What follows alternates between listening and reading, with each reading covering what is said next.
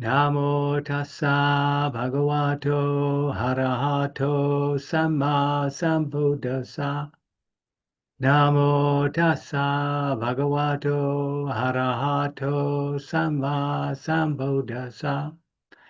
Namo tassa bhagavato arahato samma sambuddhassa. Homage to the Buddha, the blessed, noble, and fully self-awakened one. So I'm continuing what we did last time, which is talk about nibbana. That's the short and straight of it. So here I'm just going to go through a discourse which is addressed by the Buddha to a certain monk called Kevata. And as we go through it, you'll see what it's all about. So he says to Kevata, there was a monk in this community of monks, the Sangha, where a thought arose in his awareness.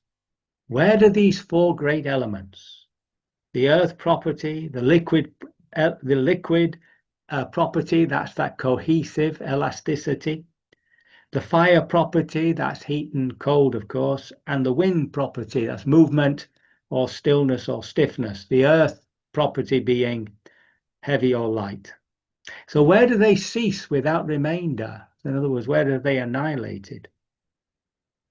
Then he attained such a state of concentration that the way leading to the gods appeared in his focused mind.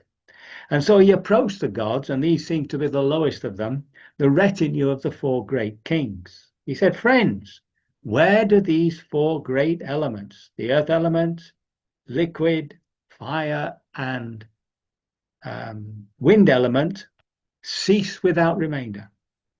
When he had said this, they said to him, well, we also don't know where these four great elements cease without remainder, but there are the four great kings themselves who are higher and more sublime. So off he goes to try and find these four great kings. And when he does, they also say, we also don't know where these four great elements come to an end, cease without remainder. So they suggest that he go a little higher to the gods of the 33. And when they arrive there, they also say, well, we don't know, but Sakka, the ruler of the gods, who is higher and more sublime than we, will know. And in this way, they go up and up through the Yama gods and the Suyama gods and the Santusita gods and the Nimmanarati gods and the Sunamita gods. So you're going higher and higher, and they're all saying the same thing. I don't know what it is, but somebody upstairs knows better. So you can see this is getting to be a bit of a satire.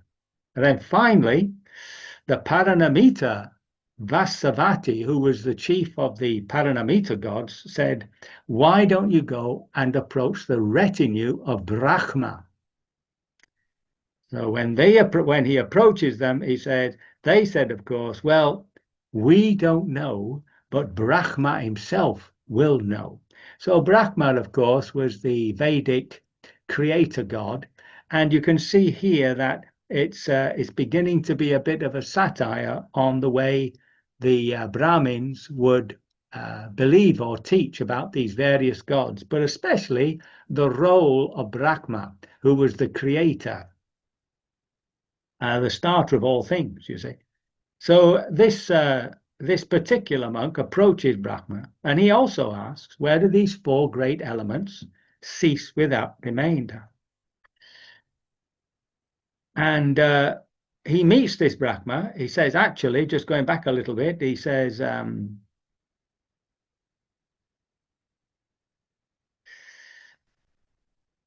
a light shines forth and a radiance appears, and Brahma will appear.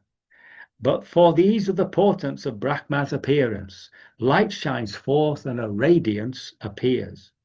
So Brahma appears, and the monk approaches the great Brahma and says, friend, where do these four great elements cease without remainder? And the great Brahma replies, I, monk, am Brahma, the great Brahma, the conqueror, the unconquered, the all-seeing, the all-powerful, the sovereign Lord, maker, creator, chief, appointer, ruler, father of all that has been and shall be. And the monk says to him, friend, I didn't ask you if you were Brahma, the great Brahma, the conqueror, the unconquered, and so on and so forth. I asked you, where do the four great elements cease without remainder? Well, poor old Brahma, he goes off again with his string of attributes. I am Brahma, the maker, creator, chief appointer, ruler, and so on. So again, he asks him, you see, only this time, the great Brahma, taking the monk by the arm and leading him off to the side, said to him, these gods of the retinue of Brahma believe. There is nothing that the great Brahma does not know. There is nothing the great Brahma does not see. There is nothing the great Brahma is unaware of. There is nothing that the great Brahma has not realized. That is why I did not say in their presence that I too don't know where the four great elements cease without remainder. So you've acted wrongly, you've acted incorrectly in bypassing the Blessed One in search of an answer to this question elsewhere. Go right back to the Blessed One and on arrival, ask him this question. However he answers it, you should take it to heart. And then, because of his powers, as a man might flex his arm, he appears from the Brahma world before the Buddha. Okay, so we've been all the way up through all these higher heavens, these sublime places, and he just doesn't have an answer. Now, when he comes back down, interestingly enough, the Buddha says this to him. Once, monk, some seafaring merchants took a shore-sighting bird and set sail in their ship. When they could not see the shore, they released the shore-sighting bird. It flew to the east, south, west, north, straight up, and to all the intermediate points of the compass. If it saw a shore in any direction, it flew there. If it did not see the shore in any direction, it returned back to the ship. In the same way, monk, having gone as far as the Brahma world in search of an answer to your question, you have come right back to my presence. So it sort of suggests that perhaps there were monks in the order, monks and nuns, monastics, who were still, as it were, going for advice to the Brahmins, especially if they were Brahmins themselves. I don't know what it actually means, but it's an odd thing to admonish this poor monk. So anyway, what he says to this monk, he says, your question should not be phrased in this way. It should be, where do these four great elements, the earth element, liquid element, fire element, and wind element, cease without remainder? Instead, it should be phrased like this. Where do earth, water, fire, and air find no footing? Where are long and short, small and great, fair and foul, where are name and form, body and mind, brought to an end? And the answer is this, okay? Consciousness, that is signless, non-manifestive, limitless without boundary, and all illuminating in all directions full of light. There water, earth, fire, and wind find no footing. There, long and short, small and large, pleasant and unpleasant, there, name and form, body and mind, have all been brought to an end.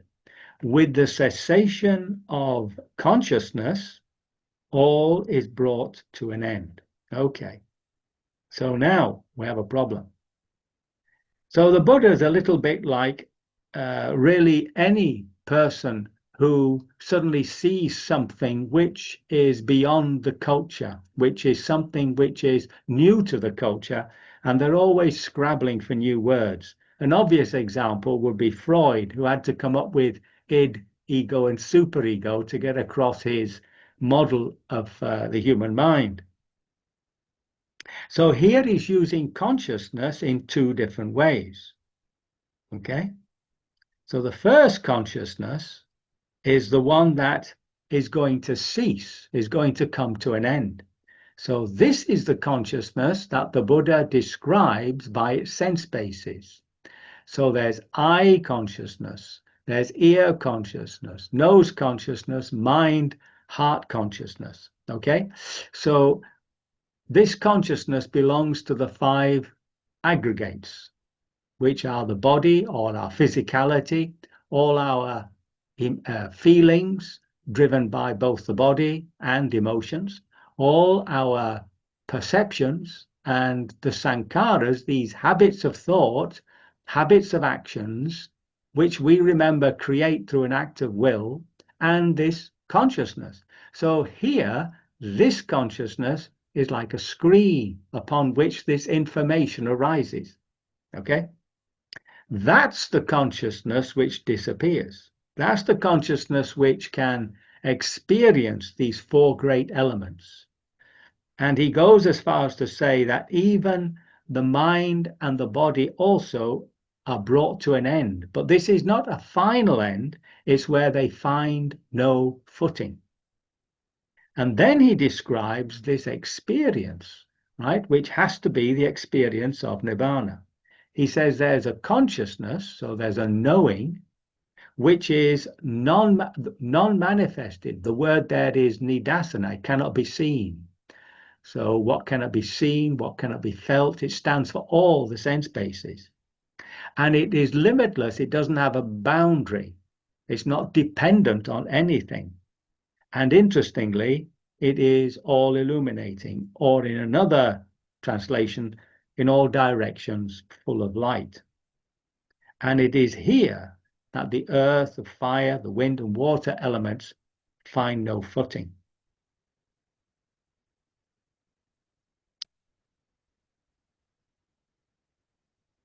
So what we have here is, again, a restatement that there is a mundane experience that we have through this form of body and mind, and there is something which sits within it, but beyond it.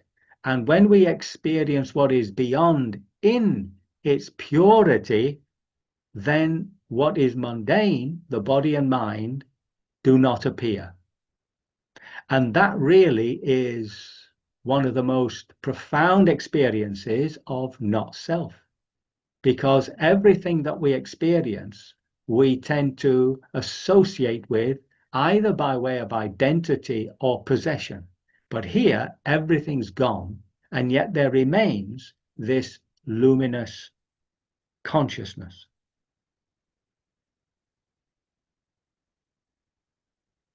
And just as a reminder, going back to the early quotes of last month, here he says there's a dimension where there's no earth, no water, no fire, no wind. So he's saying the same thing here. But he's not actually telling us what it is. He's telling us what's not there. He says no dimension of infinite space, infinite consciousness, nothingness, neither perception nor non-perception. So there's none of those higher states of mind that we refer to as the jhana, the absorptions. There's not this world or another world. There's no moon, no sun. I say there's no coming or going, remaining or passing away or reappearing. There's absolutely nothing there which is either phenomenal or physical. And then we have this other quote, which again tells us what's not there. There is that which is unborn. This is how it's translated, unborn. It's almost a direct translation. Unborn, undying, uncreated, uncompounded, which means it's unconditioned. So there is something which was never born. It's never died. Was never created, doesn't develop, and is not bound by any conditions. So we've had these statements now, both of the negative, what is not in Nibbana, but also this very positive statement about an experience that is Nibbanic. And this is only quoted twice within the whole of the scriptures.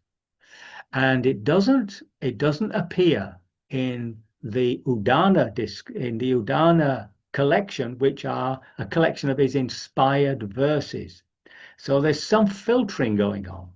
And just as an aside, in the Mahayana, when Buddhism, so we say, developed into the Mahayana, there was a school, the Yogacara school, that actually has a transcendent, that's what they call it, a transcendent Abhidhamma, and it's based upon this particular phrase, this particular verse that we've just been reading.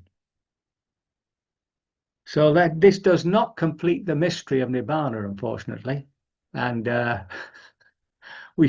there's more to be said, and I'll find some time in order to talk about it. So I can only hope these words have been of some assistance, that they have not caused confusion, and that by your careful investigation through your practice of Vipassana, you will attain this particular experience. Sadhu, sadhu, sadhu.